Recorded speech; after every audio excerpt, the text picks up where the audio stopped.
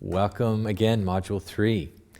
Today we're going to be talking about 5 senses mindfulness practice. So I've been practicing mindfulness since I was 18 years old when I was first introduced to it by my dear friend and beloved teacher of 30 plus years, Dr. Wihle. He's the author of The Way Beyond and also Taming the Drunken Monkey, which is one of my favorite books and something I also highly recommend. And what I learned at a very young age as a result of his teaching was the power of coming to our senses. Again, we tend to get lost in thought, and most of that thought is taking us into the past and the future. We're getting lost in stories. They're kind of like eddies or whirlpools of thinking where we just get lost in this overwhelm of thinking that we're being present without being present. Mindfulness, quite simply, is present moment, non-judgmental awareness of simply what is. Now, mindfulness is like a meta-awareness. So whatever's happening, we can always step back and become mindful of what's happening. So that doesn't mean, like if you catch yourself judging, and as we go through this, you're going to notice more and more subtle levels of this. It doesn't mean to beat yourself up or feel bad that all of a sudden you notice, oh my gosh, I'm being judgmental of my spouse or my child or my parent. It's not that itself, the judging and evaluating, is not the mindfulness, but the mindfulness is being aware of yourself judging or evaluating. So the idea is you're kind of stepping back and noticing the behaviors of your mind. We're going to go into a lot of detail on this later on in Peace Within the Mind, but this idea of there are objects of consciousness, which include the things that I'm seeing in my visual field. It includes the things I'm hearing in my auditory field. I like to think of each of the senses as like a field of awareness. I'm tasting things in the taste field of awareness, smelling things in a field of smell, and also this kinesthetic sense. Anything that you are touching, touch is a sense. So we're going to take each one of these step by step in this particular practice. But in addition to these objects of consciousness, objects of awareness, we also have the behaviors of the mind. And one of the behaviors of the mind is this tendency to cling to certain sensations and push away other ones. Any sensation that we're experiencing as pleasant, we tend to grasp to. We want it to last. You know, it's like, oh, this chocolate's delicious, and I don't want it to end. And all of a sudden it disappears. You go, oh gosh, now I miss my chocolate. I need another one. Or if it's unpleasant and painful, we're trying to push those sensations away, an unpleasant noise. Let's say you're doing this module in an apartment building in a downtown of a city. You know, my wife and I went to graduate school at Duquesne University in Pittsburgh, Pennsylvania, and we lived downtown in an apartment building, and there was noise always going on. And because I'm extremely sensitive to sound, I'm highly sensitive in all my senses, but in particular sound, it would get overwhelming, and I would try to meditate, and I'd get angry. It's like, oh, that's such an unpleasant sound. It's the sound of a jackhammer. Well, what's beautiful is when we add mindfulness to meditation practice, yes, we're trying to develop concentration in our meditation, but whatever's happening, we can work with. I can step back and say, oh, wow, that sound of the jackhammer is extremely unpleasant. I'm noticing I'm judging that sound and I'm resisting it, and it's not pleasant to my ears. But I'm being mindful that I'm judging. I'm being mindful that it's unpleasant. And all of a sudden, I've got a little more spaciousness. I have a place to rest my awareness as opposed to just reacting against what I'm experiencing. So I hope you can see kind of the subtle layers of this. If you don't, that's fine, because we're going to start with basic mindfulness, and then we're going to build off of that. And it's just tremendous. And it's made such a difference in my life by dedicating myself to trying to be more mindful and present throughout the day. And it's amazing how much less time you spend on reacting to life or getting lost in self-doubt, etc. So let's take each one of these first. We're going to start with hearing because hearing is, as a musician, my favorite, but it also is considered one of the senses closest to the awakened state because it's so effortless, it's so open, it's so welcoming. So I'd like you to, let's do a release. Let's release everything we just talked about, breathing in and let go. Close your eyes. And I just want you to tune into what you're hearing in this moment. Just being aware of the sounds in the room. Perhaps there's some subtle sounds like of an air conditioning or heating unit. And notice the sound of my voice. Its tone and its texture. Notice your reaction to it if you experience it as pleasant or unpleasant, without resisting or clinging, but just noticing. Notice the sound between the words I'm speaking, the silence.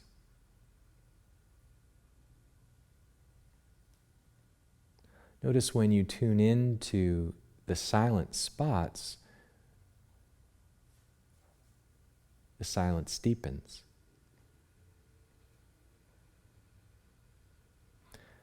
And now try to tune into some sounds in the body. Can you be aware of sounds in or around your body?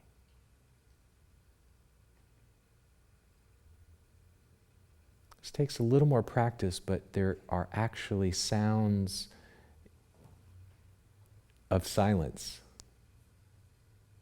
Sometimes a very subtle sound in the ear when people tune into it.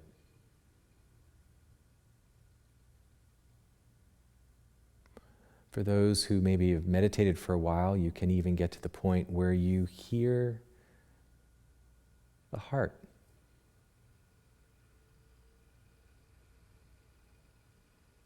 Don't judge if you don't. You can't do this wrong. Simply be curious and be aware of hearing.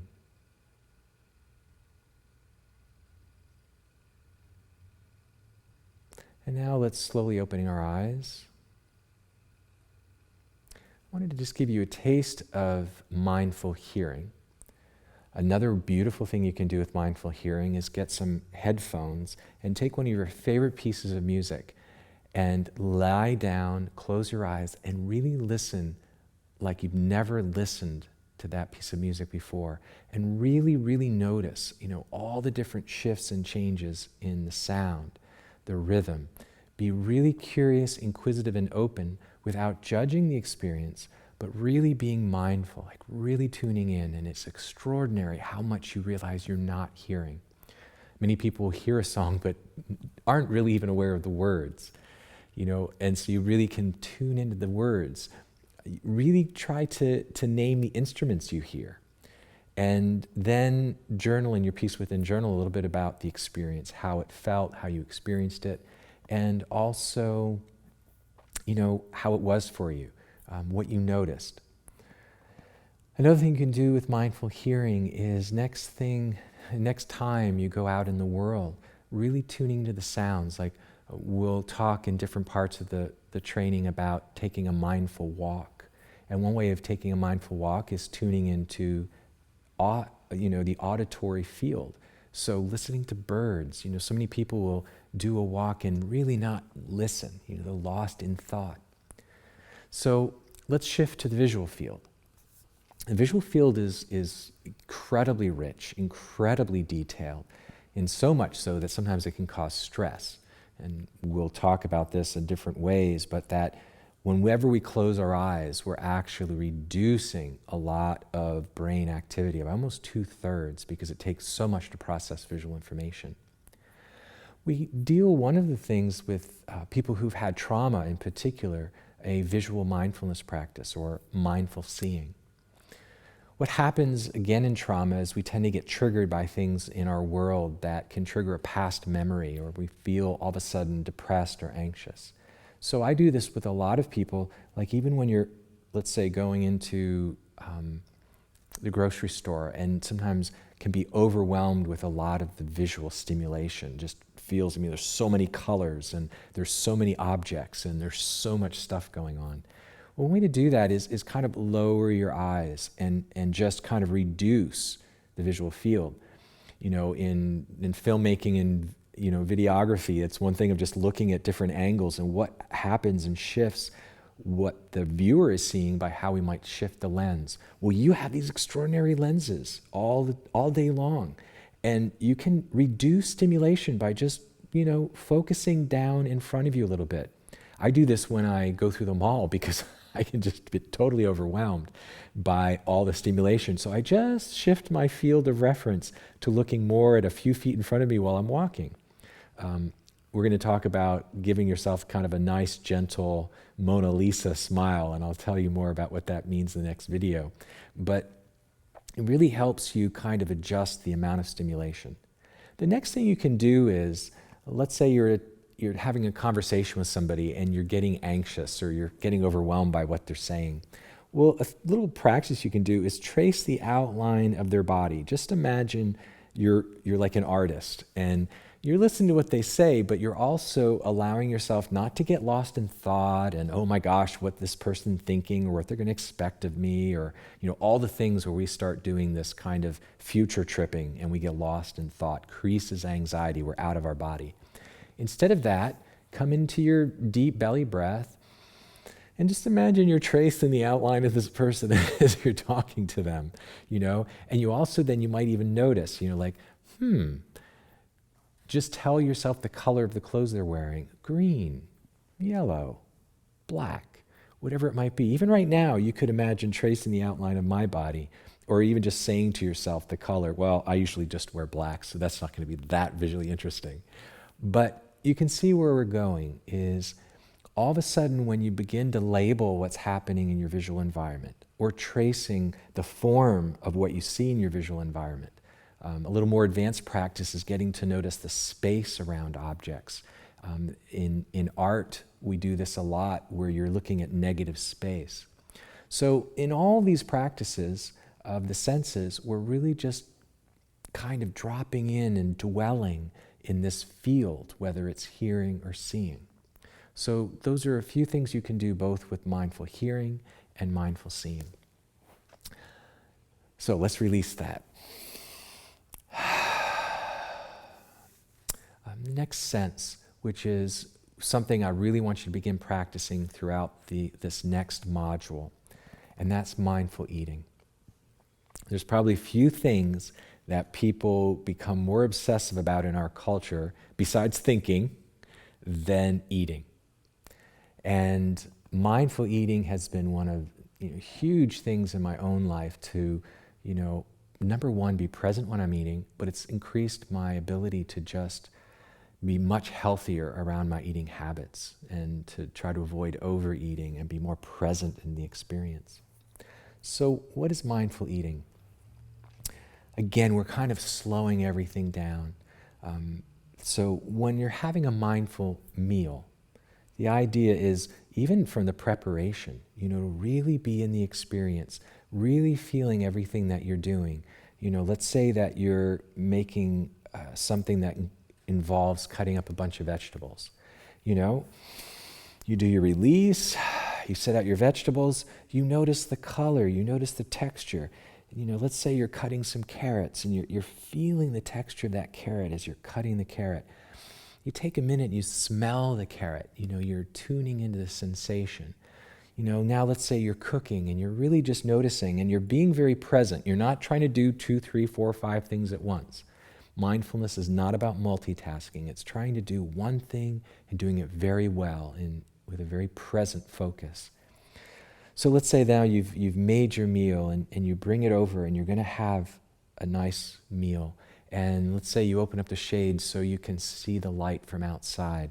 And you notice how the light from outside is shifting and changing on the plate of food.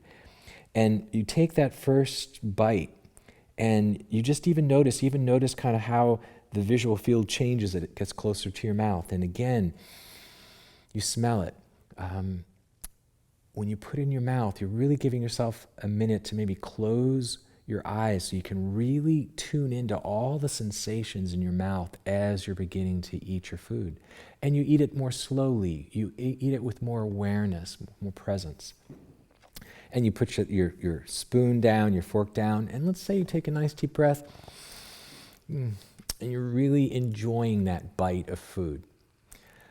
Another thing that I didn't mention actually before doing a mindful meal, in fact, even with mindful hearing, mindful seeing, gratitude is a really wonderful point of practice. So even just taking a moment to just say, thank you for this day, thank you for this food, thank you for my ears that I can hear, for my eyes that I can see, for my mouth that I can taste.